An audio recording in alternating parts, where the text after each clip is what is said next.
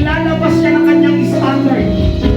Sabi mo ng Isaiah, when the enemy comes like a flood, ang Diyos ko ay nagre-raise ng kanyang standard.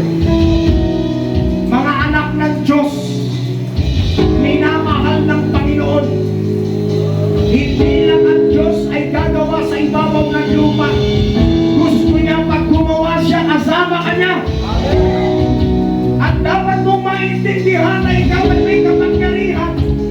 Ikaw ay may susi ng kalangitan. Ano man ang iyong talian